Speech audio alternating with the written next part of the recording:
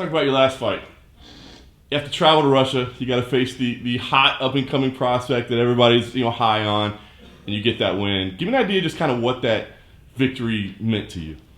That victory meant a lot to me, going to Russia, facing Antonina, most of all being able to do everything that I trained to do. As a martial artist, I always focus on that, training, improving in the gym, and then doing those moves in live combat scenarios. And of course, the win was a huge relief for me. No doubt. I mean, you've been doing this for so long, but I wonder, do you still take, lessons from situations like that, when you are put through adversity, when you are, kind of doubted, I guess? I do take lessons from, fights, losses and wins, but the whole thing where people are like, oh, you win or you learn.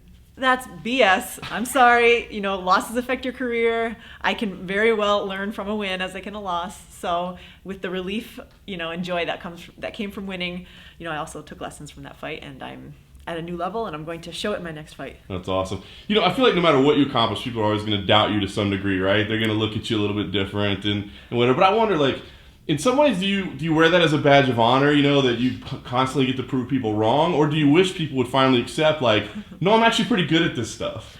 Yeah, so I actually checked my Tapology page, and I noticed they had a statistic showing how often you were an underdog and how often you were the favorite. I think since 2010, which is 9 years ago, I've been the underdog every single time except one fight, Mariana Moraes. She was relatively unknown. Every single time I'm an underdog. I think I was the biggest underdog for Tara La Rosa, which I actually beat her then, and then Sajara, which I didn't win. But, I'm just so used to it, and I just started telling my friends, hey, bet money on me, because then you probably win, hopefully. No doubt. So it's kind of annoying, since I am ranked number 5 or 6 now, and no one, oh, you're such an underdog, or oh, last fight was such an upset. I'm like, was it really such a huge upset? Whatever. I'm just excited to fight, and every fight poses its own challenge for me personally. Yeah. Well, let's talk about this fight. You obviously were supposed to fight Liz Carmouche. They changed that up on you.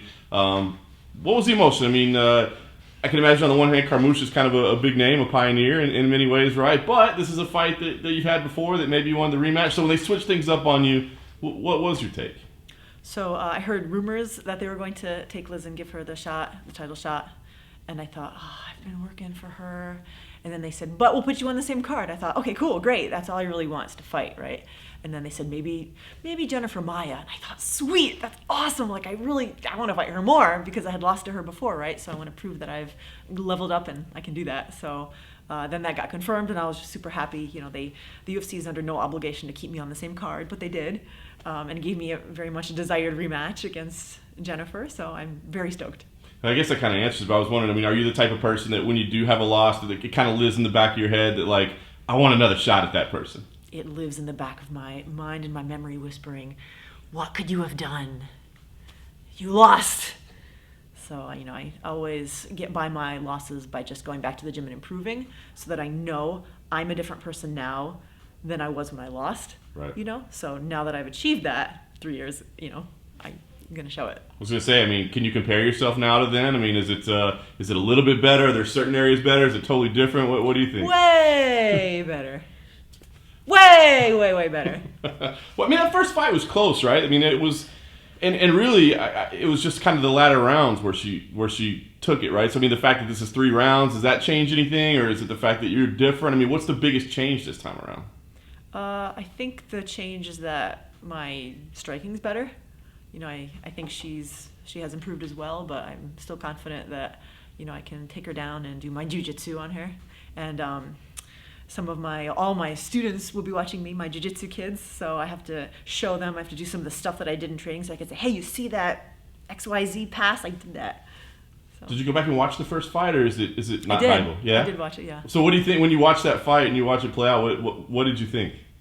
I actually suck at analyzing fights in general, but I did see some things that I want to improve on, and some things that I did well, and I've never really known what to do from a double underhook, like a body lock, and I've been training it now, and then when I went back and I watched her, she did it to me, and I didn't know that it was a thing, and I just moved my hips around until I got out. It was kind of funny because I didn't know what I was doing, but I just got out somehow. So now I know, I have more knowledge, so it's It's funny. Nice. How about as far as scouting her? I mean, do you anticipate her being similar, or do you have to assume that she's made the same improvements that you have over the course of 3 years? My coach John Wood watches tape and tells me stuff because I kind of stink.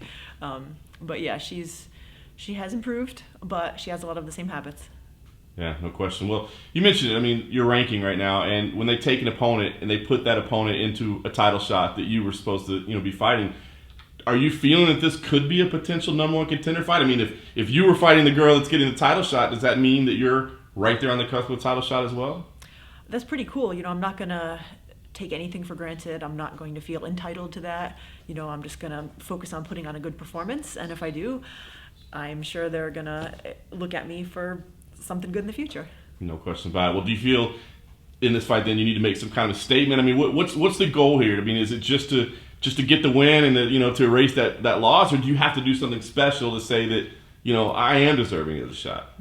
I think that I do have to do something spectacular and win in a good dominant manner, but I don't want to put any extra pressure on myself. So I always try to, around fight time, I try to take away the past, take away the future, and just focus on the present and exactly what I have control over and what I can do, and that takes a lot of pressure off myself.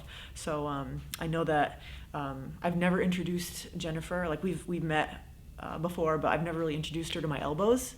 So I think that they might have to meet soon and then say what's up. Very question. Well, it sounds like I can see a vision of how you see this thing playing out. But how do you see this thing going? I mean, is it getting on top and vicious ground and pound? Is that what we're looking at here? Man, my goal in martial arts in life is to develop the undefeatable submission, but I tend to win my fights with top ground and pound. So that's what it's got to take. Then I can see if I can get her down and get on top. I can see me finishing it with ground and pound, or maybe a decision, or who knows, really. She's a well-rounded fighter, and so am I. So we'll see what I can get.